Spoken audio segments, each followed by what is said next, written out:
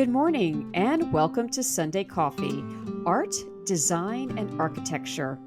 This show is coming to you from Florida on a gorgeous Sunday morning overlooking the gentle lapping waves on the Gulf of Mexico. My motivation for this podcast channel is to broadcast good news stories, interesting people, and food for thought. So pour yourself a nice hot cup of tea or coffee, take a deep breath, get cozy, and enjoy a break for some uplifting conversations. We are beginning this holiday season with a book, Rural Renaissance, Revitalizing America's Hometowns Through Clean Power by Michelle Moore. Michelle Moore was born and raised in the small town of LaGrange, Georgia. After traveling to Washington, D.C., and back to Georgia, she founded a nonprofit called Groundswell. And the aim is to build community power through connecting solar, resilience, and energy efficiency with economic development. Good morning, Michelle. How are you today? Good morning. I'm doing wonderfully. It's a blessing to be here together this morning. Oh, thank you so much. Well, it's Thanksgiving and I've got a hot cup of chai tea. What's in your cup? I have a hot cup of Cafe Du Monde chicory coffee. Ooh, we're going spicy today. Little bit. I fell in love with it when I was in New Orleans years and years ago. It's rich and dark and flavorful, and I have just been completely devoted to Cafe Du Monde coffee ever since. Ooh, well, that sounds like a wonderful way to start this interview. Michelle, let's start with, can you tell the audience maybe a little bit more about yourself and your educational background? Well, my story is pretty straightforward. It's like a lot of people's stories. I'm a small town girl, and I grew up, as you shared, in LaGrange. It's a textile town about an hour south of Atlanta, right on the Georgia-Alabama line. And my grandparents all worked in the textile mills. My parents were the first folks in my family to be able to complete an education. And I really benefited from all their hard work and being able to go off and pursue my dreams and pursue my desire to have a beneficial impact on the world that we all live in, and have just been so grateful to continue to follow that path over these past 30 years. Although I never in a million years would have thought it would have led me back to working in LaGrange, Georgia, but that's exactly what it did. Oh, excellent. So, what was your motivation? Well, let me say this first. I guess we're neighbors then, because I'm just down here in Niceville, Destin, Florida area. I have vacationed many, many, many times with my family from my early childhood, essentially in your backyard. Yes, it is gorgeous there. We travel. You say about New Orleans. We all travel around this southeast quite a bit, don't we? Yeah, we do. God bless the interstates. All you got to do is hop in the car. Don't even have to afford an airline ticket. That's true, and it's all dotted with lots and lots of small towns. It is. And so many small towns, I think, in the Southeast, but this is true all over America, where our rural communities just really got hollowed out. In LaGrange, it was in the 1980s when a lot of the textile manufacturing went overseas. And so places that had really been kind of a factory town, with one major employer, lost a lot of their economic opportunity to where people really had to leave to be able to get a good job and raise their families. And the opportunity that I see and that really inspired Rural Renaissance was that the clean energy transformation that we're going through now is an opportunity to really pour back into our small towns and rural communities so that they can be places that anyone can live and raise a family for multiple generations if that's where they want to be. Well, that's true because even here in the Niceville area, the military was a big employer, but they've also, through realignments, et cetera, it all got rearranged and a lot of it left town. Yeah, yeah, and it's just a story in so many places. I remember even when I was traveling around the Southeast in a car, going on vacations on the cheap when I was in my 20s, that riding through those little towns that you go through in South Georgia or South Alabama and in northern Florida, on the way to your beach, there would be just empty storefront after empty storefront. And there's no reason that it needs to be that way today. I was tracking actually this very interesting Gallup poll that gets released annually just about where people would prefer to live in America. And, we know that the pandemic and what happened with COVID definitely made people want a little bit more elbow room in their living situation. Well, we'll see how long that lasts. But more people in every single demographic, every single age demographic that were surveyed wanted to live in a smaller place. And with broadband, and we definitely need rural broadband too. I talk about that in Rural Renaissance as well. Broadband makes it to where you can live and work where you want to be, or you can found your small business in a smaller town and have the quality of life that you want for yourself and your family. Oh, well, that's excellent. Well, I know we've kind of talked about this, but let me ask you, what was your motivation for even picking up a pen and writing this particular book? When I was in my 20s, when I ended up coming back to LaGrange after going off and getting my fancy education in Washington, D.C., it was never anything that would have been on my life plan, moving back to my hometown and going to work for a textile mill. But that's what I did. And it was for Interface, working for Ray Anderson, who was Interface's founder, and was really the first publicly traded corporate CEO to put it on the line and say that his company, Interface, was going to be the first sustainable and ultimately restorative company in the world. And he very deliberately put the entire corporation, 7,000 some odd employees and 2 billion in annual revenue globally, on the line for it. And that was an inspiration to me. And not only did it put me on the path for the work that I've done throughout my career, when I was working in the Obama White House, it really challenged me, that together with my faith. My faith as a Christian is central to everything I do and is the foundation of my life. To understand how I could serve, because everything that I'd ever done in sustainability was good, reduced a lot of carbon, saved a lot of energy, but it didn't necessarily help anybody like the folks I grew up with, or like even my own family in my hometown. And I wanted to find a way to benefit people directly using what I know how to do, which is a little geeky, it's energy and sustainability, but there it is. That's what I have to offer. And in going back through the work that I lead at Groundswell to find ways to serve my neighbors in my hometown, it really not only showed me a path that I wanted to share with others, who wanted to serve in similar ways, but I just discovered all these hero stories all over the country where small town people, were doing some big stuff to make sure that electric vehicles and solar and energy resilience and yes, broadband, as a clean energy technology as well. You can't have a smart grid without broadband. You got to have it. To really help their neighbors too. And I wanted to make that more accessible to people so that energy wasn't just this, super geeky, sometimes super contentious thing, that was far away and out of reach. But so there was a clear roadmap for local people to exert local leadership and build their own local clean energy future so that all those benefits came back to our hometowns. Oh, well, that's so fascinating. And I was thinking about in your book, talk about the history of electricity and how we were impoverished really for a very long time about these rural areas. And I remember my mom saying, they didn't have TV and Yeah. electricity. And that wasn't that long ago. I mean, we're talking, my mom's still here, and we're talking less than 100 years ago. So how did rural America, you talked about in your book, a little bit of history of electricity. How did we were able to even get electricity to small towns? And not even 100 years ago, like in 1933, there was no power on the farm. It was very much like the way that broadband is being discussed today, actually. A lot of the publicly held companies, right? So for profit companies that provided electricity at the time argued that having electricity was a luxury good. It was there for people who could pay for it in cities and more densely populated areas, for industries that needed power, and everybody could do without if they couldn't write that check.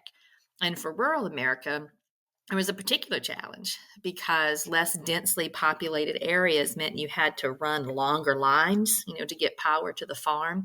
And again, the utility companies at the time were just like, that's too expensive. We can't do it. Well, then along came FDR, Franklin Delano Roosevelt, And a fundamental part of his New Deal was electrifying rural America. He created the Rural Electric Administration, or rather, he created the Rural Electrification Administration, the REA, which today is still alive and well and part of the Rural Utility Service at USDA. He created the Tennessee Valley Authority, which is still our nation's largest public utility, and committed to making electricity not just available, but affordable for everybody everywhere. And within just a couple of decades, electricity was available for more than 95% of Americans, whereas before it had really only been for the wealthy, the few, and for people in cities. And what we see today, not only with this clean energy transformation, but also with investments from the Infrastructure Act or from the recently passed Inflation Reduction Act, it is the biggest national investment in rural power in 100 years. And for our generation, and by our generation, I mean everybody alive right now, um, it's just too good of an opportunity to pass up, right? To make sure that we are rebuilding our energy systems in ways that enable our rural communities to flourish and not continue in so many cases to be impoverished, because we can do better than that.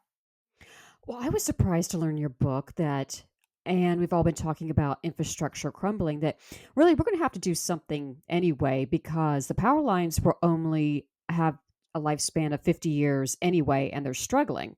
So we're kind of going to have to do something anyway, aren't we? Absolutely. I was actually stunned when I was researching rural renaissance to learn that America has more power outages than any other developed nation in the entire world. And that's only accelerating, and not just with old, aging infrastructure and a pretty rickety grid in some places, but also with the extreme weather that we're seeing all over the country. Certainly, with hurricanes and tropical storms in Florida, but also with that crazy cold snap a few years ago in Texas, with the flooding in Kentucky, with droughts and wildfires that cut the power out west. We got a lot of work to do Wow, we have more power outages. than any That's other developed nation in the world. Yep.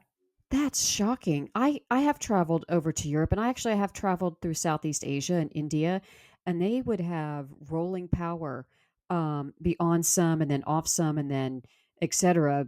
That's shocking.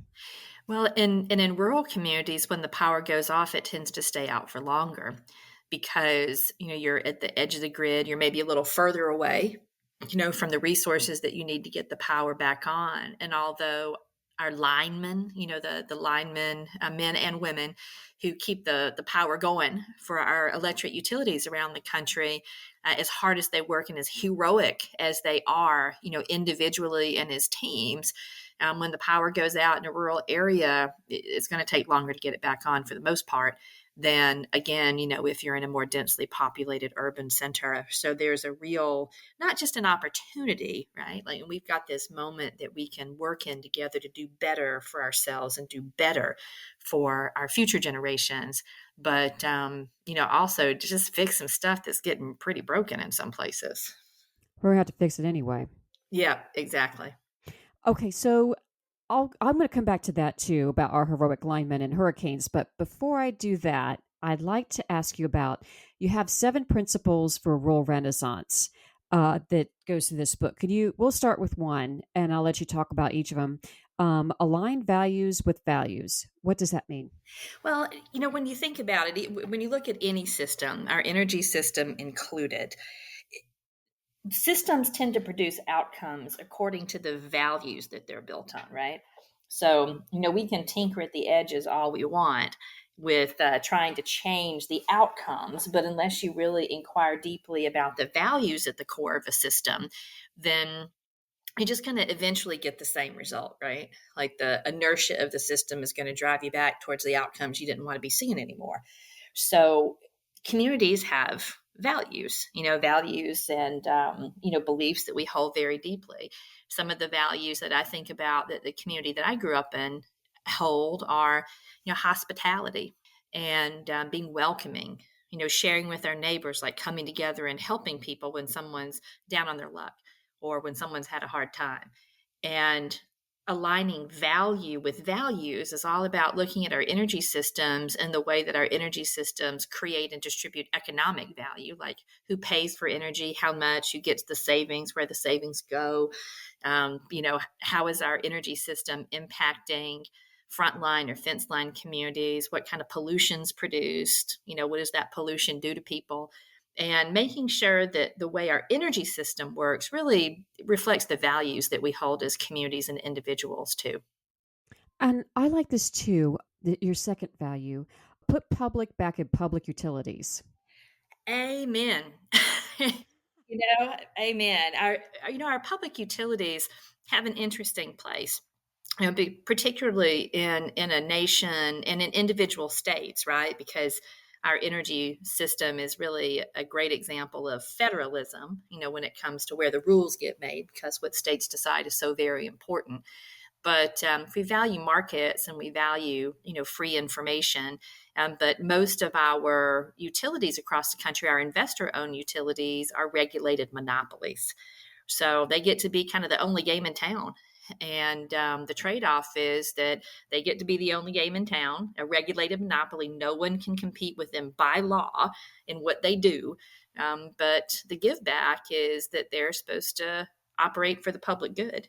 And that's what our public service commissions are for across the country, right? To try to maintain this really, really tricky balance between profitability for publicly traded utilities, for profit utilities, and the public good for the people they serve. And putting people back at the center of that equation, and remembering, why American leaders generations ago struck that bargain, can help guide us to make better decisions today as we go through this energy transformation together. Well, I think that leads to the third one, repair, restore, and do justice. Indeed. And for me, this value for me personally is also rooted in my Christian faith and the call that we have to do justice, because God loves justice too. And when we think about our energy systems and we reflect back on our histories, there are a lot of bad decisions that we've made specifically to do harm and to do harm to our fellow man.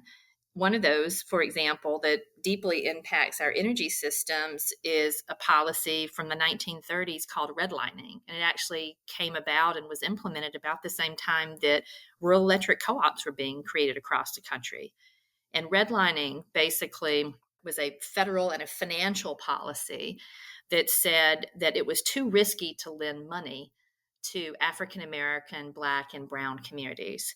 And so things like mortgages and small businesses, rather, things like mortgages and small business loans were withheld, so that the communities couldn't grow, they couldn't thrive, and they were starved of economic opportunity over time. And what that also meant was that the infrastructure in Black and Brown neighborhoods did not receive investment. So even today, in places that suffered from redlining, housing quality, infrastructure quality, in many cases, the electrical grid is in much worse shape than it is across town, in neighborhoods that were predominantly white and that were never subject to that policy. And so as we rebuild, and as we make sure we've got a grid that's going to work for the future, as we make sure that we've got clean, local, resilient energy powering our communities, it's a really wonderful opportunity to step back and do justice and make sure we're very literally, repairing harms from the past, from bad decisions that our ancestors made for bad reasons, and making sure that we're being the people that we want to be, and the community and the value centric community that we want to be in the present day. Well, I think these all kind of lead to each other. And I think this is also a different mindset, too, is to, you say, count your blessings. And I like this, work from abundance. And what a wonderful thing to be talking about, too, as we go into Thanksgiving. I don't know about y'all, but even for me, at a personal level, it's some of the most difficult points in my life. If I took time to just begin thinking about my blessings and being grateful for them, like once you get going, you can't stop, right? There are always so many more good things that have happened over the course of a life or a lifetime or a community or a family than whatever the suffering is that we may be experiencing in the present. And I don't say that to diminish anybody's experience or any community's experience with suffering. When we think about even where we are as a world, big picture, there's so much good. There's so much good. And if we focus on that good, it tends to be multiplied. And thinking about our energy systems in a similar way has similar benefits. So look around at what you got a lot of. I mean, Florida is the sunshine state. And, think about how what God's given us abundantly, can be the center of our energy systems instead of obsessing about what we don't have or what we're fearful of. Because fear can save you if a bear's chasing you through the woods or something like that. But long term, fear doesn't tend to lead to very good decisions. Well, I love that because I think only us here in the South would say, "Well, y'all know that bear's chasing you." No, exactly. That's true. I like that. That's great. Well, okay, I'm side noting. I was a dolphin trainer, and we always talk about, a lot of people don't use positive reinforcement and that enough, and the way that was meant to. So I really appreciate that. We gotta also change that mindset and think from abundance and positivity too. Uh, Always. there's a lot of good things happening too. Okay, so number 5, to share and serve. What does that mean to you? To me, for me personally, this is also rooted in my faith values. But there is such a thing as, especially if you're thinking about what we have in abundance, we can have so much in abundance that we ought to share it, right? Share the good news, share the opportunity, share the energy, share the power, and think about how we can use our clean power systems to be able to serve our neighbor. Even when we look back at the history, of rural power and we think about all the farms and farmers and your mother and your family, my grandparents, the stories that they had growing up, how just getting electricity was transformative in their lives. What does that mean for us today? What do we have to share? I think about clean energy and resilience. Having local access to clean energy with energy storage helps keep the lights on when storms threaten to turn the lights off.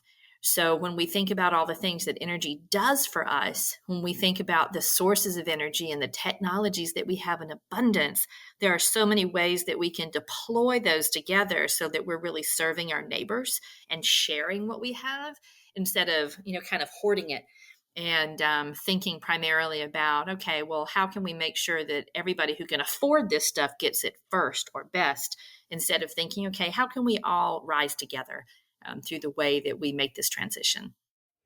Ooh, and that goes to number 6, courageous innovation. Are we going to be courageous or not?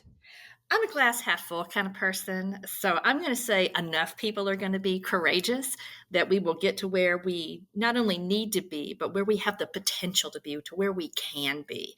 And innovation does take courage because let's be clear, most people don't like change. I love change, but there are definitely times when I don't want change either because change is hard and it can take some courageous conversations too. But I do believe in people, and ultimately, I also believe in just the innovative spirit of America and of Americans. And I know we can do this. And just by marshaling that kind of courage and that commitment to a better tomorrow, to a better future. And as my friend Ari Wallach says, to being great ancestors, that we can apply these principles, we can reroute our energy systems and better values and have a much better outcome, whether we live to see it or not for ourselves. It'll matter for the people who follow us. Oh, which goes to how do we get this done? Partnership and connection? No one can do it by themselves, especially when we're talking about energy systems. Um, they're just so technical and they're so big. It's infrastructure. It's not like building a building, it's like building a bridge. And, thinking about how we can work together and really focusing on what we have in common, where we can agree is the way that we get great things done. Because ultimately we're better together. And where we can work together around shared values matters a whole lot more than where we may disagree.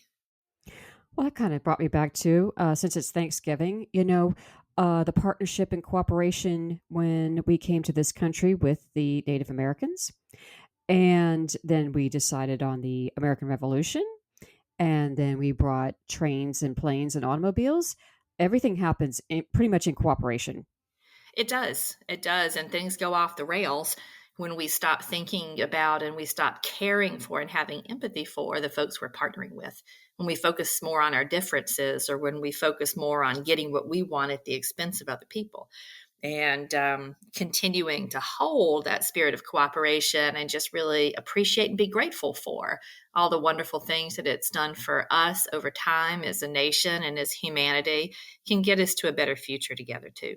Okay, so we got your next section. This is kind of basically, it's kind of covering most of the book. We're talking about the 5 components of a clean energy future.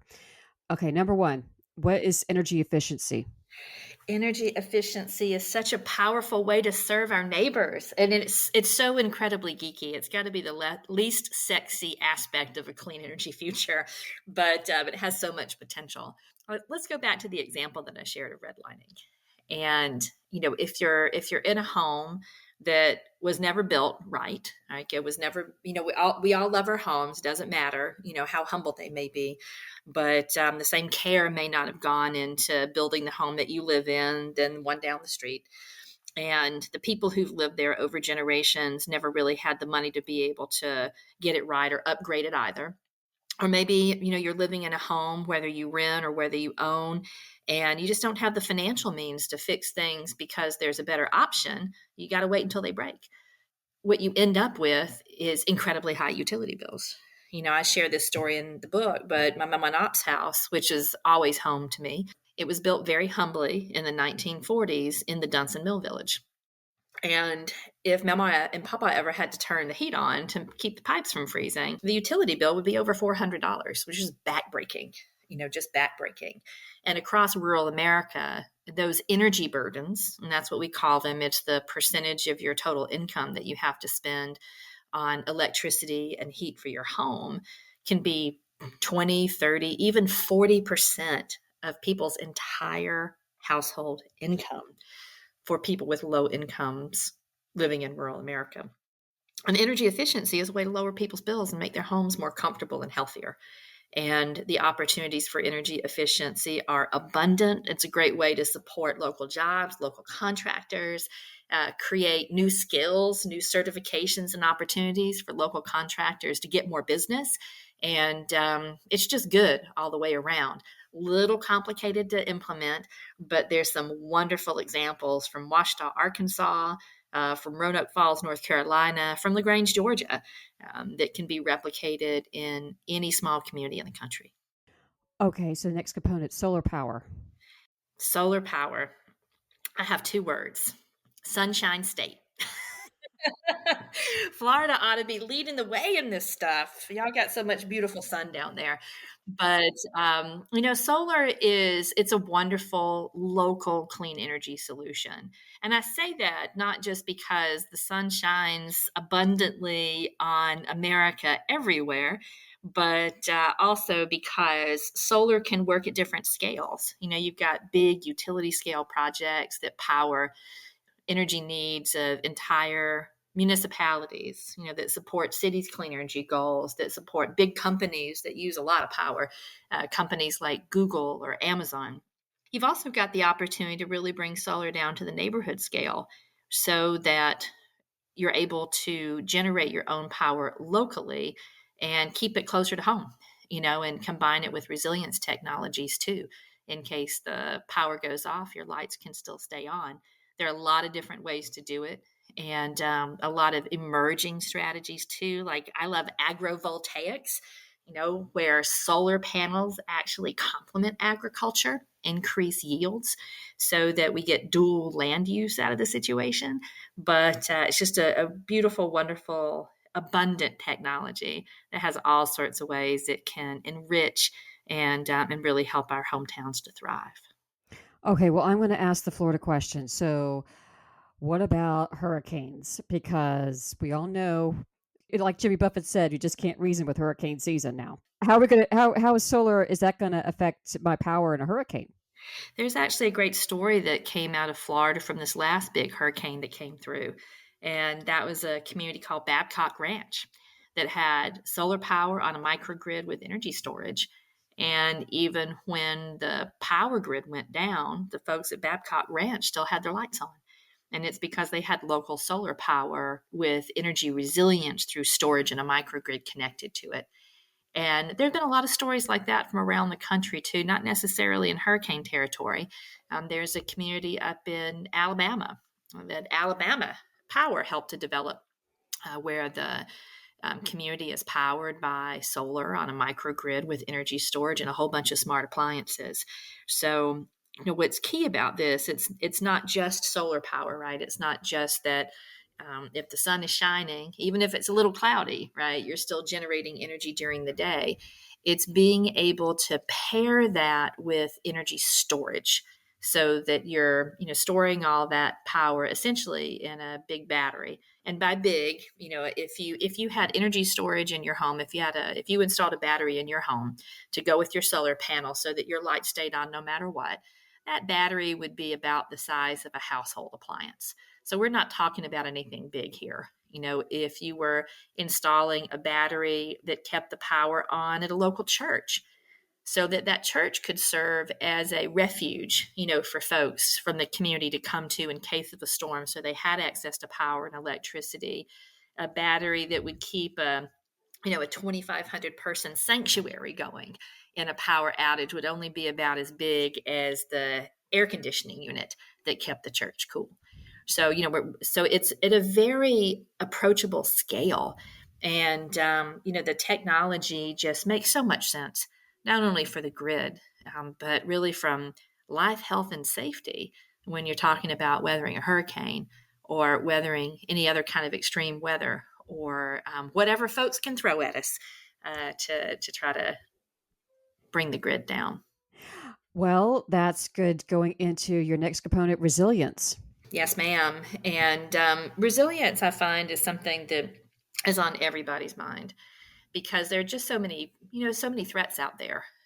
Certainly, the weather is becoming more extreme, and we're facing a lot more challenges as communities from the impacts of climate change over the long term, and having energy resilience, which is just about bringing energy storage and microgrid and kind of the electronic controls that come along with that, to help make sure that local power has that benefit for us too. And it's much more affordable now than it was even a couple of years ago. For quite some time, leaders like the U.S. military, tech companies, for whom if the power goes down even for a little while, it just costs them so much, that it's worth writing that check today. Like they've been deploying resilience for years. And it just hasn't been accessible for regular everyday people like us. But not only have the cost of energy storage come down, the cost of solar has come way, way down. Not only are a variety of technologies more and more available to us, but also in the recent Inflation Reduction Act, tax credits and other federal incentives that help pay for them are much more abundantly available too. So if energy resilience is something on your mind, 2023 is going to be a great year to look at solar and energy storage for your home or for your community. Ooh, okay. Something to look forward to next year. Electric vehicles. Electric vehicles, me personally, I would love to have a Ford Lightning. That Oh, that's the electric vehicle that my husband and I have our eye on. It's right up there at the leader of the pack. But electric vehicles are wonderful opportunities for rural communities too, and people who live there. We've got to get the infrastructure in place, obviously, so people have the ability to charge their vehicles. But if you live in a rural area, you got to drive further to get to everything. I saw a statistic the other day that said that during this past year, where we've all experienced the impacts of inflation, the average fuel bill for rural families has gone up by something like $900 over the course of the year. That's a lot of money. And if you're driving an electric vehicle, you're less exposed, to the impacts of increases in the cost of gas. You just plug into the grid and get your power that way. And in many rural communities, there are also all kinds of incentives available because that battery in your car and your truck can actually help the grid work a little bit better too with what's called bi-directional charging. The benefits go even further because we got to make those electric vehicles somewhere. And again, in the Inflation Reduction Act, the tax credits and other manufacturing incentives that are available only follow vehicles and batteries that are made in America. Now, especially given my experience growing up and seeing the impact of all those jobs going overseas, I'm a made in America kind of girl too. And so I love seeing all these announcements all over the country of new battery facilities, of new manufacturing facilities for electric vehicles being located all over the country, but particularly in the Southeast, with a lot of opportunities coming for rural people to have really good long term careers and great jobs in that industry, too. Oh, yes, and I was thinking, as we're both from the Southeast, it's people are always surprised when I tell them, "Well, I drive half an hour or 45 minutes to go somewhere," and people in cities look at me like, "Oh my gosh, are you kidding me?" And I'm like, "That's not a big deal." No, Um, no, a couple hours, it's not a big deal for me.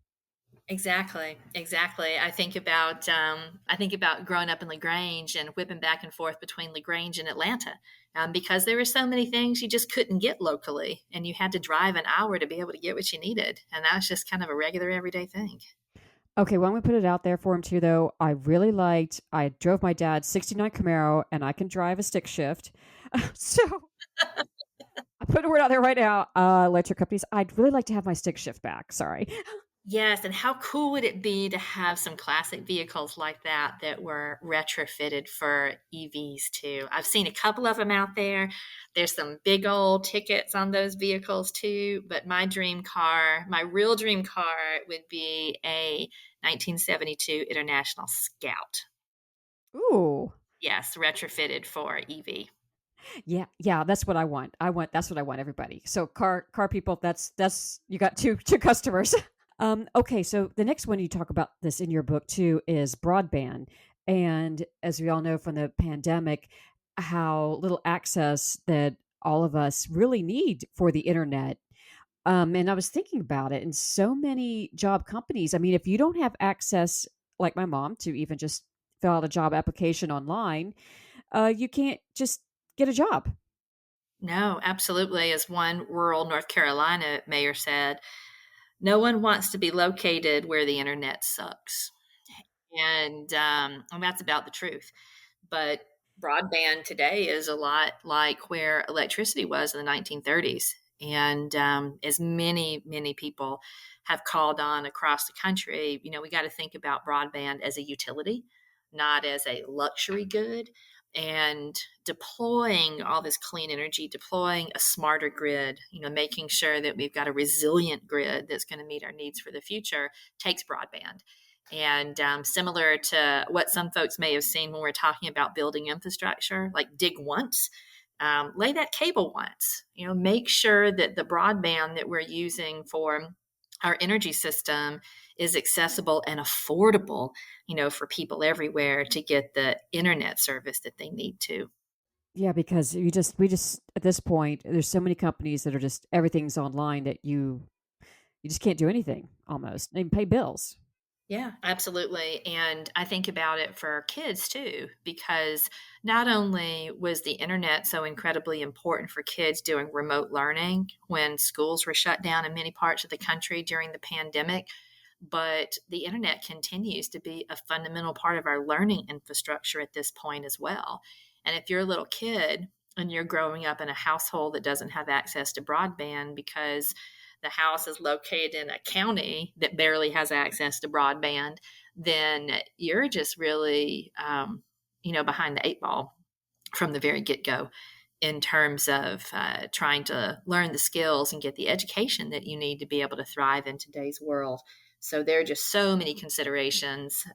And really, when you take a look at the needs, there's just no good reason at this point, especially with all the money being poured into it, that everyone everywhere in America shouldn't have access to affordable broadband.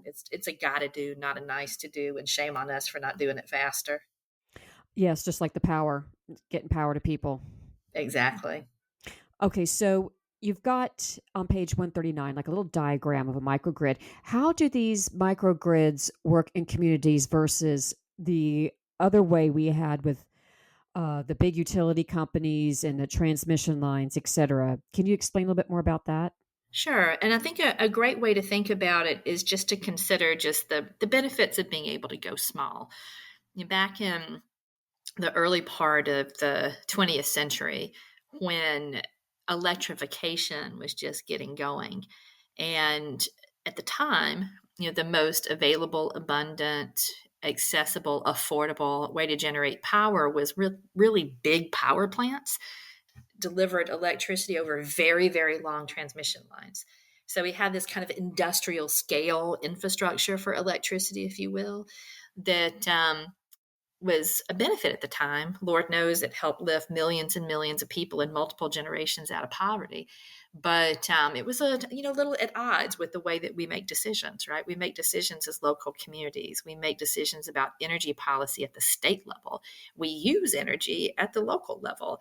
And because we live in such a beautifully abundant and diverse country, I know what we need is a little bit different from place to place too. Destin, Florida versus Midlothian, Virginia versus LaGrange, Georgia versus, you name it, smaller town out west. All very different needs, all very different landscapes. What we can do with clean energy and a microgrid is bring that stuff down to a local level so that it's really a better fit with how we live and what we need and how we make decisions. And instead of having to have, long transmission lines that, let's be clear, no one really wants to look at those things in their backyard. We can have more smaller scale, local solar or even wind infrastructure that's connected on a microgrid, so that you've got connections among houses in a neighborhood or among buildings in a little shopping district in a community, or even among big buildings, in a bigger city where information and energy is traveling over buried lines. And how that energy is distributed is controlled by computer systems, essentially. So that if you're using energy in one place and you're not using it somewhere else, you can say, okay, battery, you store power. All right, battery, you dispatch power over there. And, hey, refrigerator, you're not being used very much right now. Let's turn down the amount of electricity that you're getting so you can run a little bit more efficiently. And the whole system just operates a lot better and a lot smarter. Not because one technology was inherently just better or more virtuous, but just because with gratitude to God, we've got the knowledge and the power and the systems now to be able to really use what we have in abundance a whole lot better and a whole lot more efficiently and a whole lot closer to what our human needs really are in our local communities. Well, it sounds to me like it's been a building block to get here because we wouldn't have gotten here if we hadn't had the big power plants, et cetera, and the transmission lines. But now we have the technology to fine tune the system and do better. Exactly. It's about progress, and it's about progress and human knowledge, and really it's also about progress and understanding our impacts and how we can just do better for one another. At the time, being able to burn coal and discover fossil fuels right here in our own country was an incredible blessing. That enabled us to live better and create medicines and be more prosperous and lift folks out of poverty and create opportunities for education and entrepreneurship and all kinds of wonderful stuff. And then, just as we become more aware of our world, and as we're blessed with greater knowledge of how to use the gifts that we have so abundantly, then we can just do differently and do a little better over time. But I think this, again, is where that idea of courageous innovation comes in. It's hard to change. And we just got to do this one together, you know, and find ways that we can live even better. And from the perspective of rural renaissance, share that opportunity with small towns and rural places that have just been really kind of left behind for a pretty long time. Okay, well, to my listening audience, I'm gonna issue an old fashioned double dog dare challenge. Get this book, go to your local commissioners meeting this month, or find out when it is, and just introduce them to the idea that this is a very democratic idea, It's a very, like you said, Christian ideal. It's a very human ideal to step it up. And there you go, because you've got all the tools you need right here in this book to start that conversation and have a more equitable and cheaper and better efficient energy planet. It's a win-win. Absolutely. And it's local. We can do good locally. You don't need anybody's permission. Like you said, we can make these decisions ourselves and keep it moving. Keep it moving to a better future for everybody. Well, Michelle, I know we've taken up a lot of your time this morning, and I want to thank you so much for being here. My cup of chai is empty. I'm guessing your coffee's probably gone too. Yes, ma'am. Can you tell the audience, what is your organization doing now? Any exciting new projects? What are you doing? Well, we let's see, what are we doing? That's a hard question to answer because we're just kind of doing so much. But I'll share a couple of things that we're really excited about. One, and we have talked a lot about resilience together this morning, but we're working with communities to build resiliency hubs. Really thinking about, okay, what does resilience mean? Not just in terms of keeping the power on, not just in very technical terms, but how do regular everyday people define resiliency? And then how can we use people's perspectives, really keeping people at the center of the equation to make sure that we're planning for greater resilience in the future. And we're going to be doing that all across the state of Maryland and God willing, coming to another state near you soon. And I'm so grateful, so very grateful for that work. And then talking about a rural renaissance, looking ahead to 2023, we're also beginning the process of planning for a rural renaissance workshop where we'll be able to invite local leaders in from around the country for a couple of days of working with a lot of people who were profiled in the book, to be able to build out your plans for a local clean energy future for your community and connect you to people who are trying to do exactly the same thing in theirs. Well, I want to tell everybody the book is Rural Renaissance: Revitalizing America's Hometowns Through Clean Power by Michelle Moore. And can you give us your website? Yes, ma'am. It is groundswell.org. That's GROUNDSWELL.org. And Rural Renaissance is available from the publisher, from Island Press, on Amazon.com and through your local bookstore too. Well, thank you. And we wish everybody a happy Thanksgiving. And I'll see all of you next week on the podcast.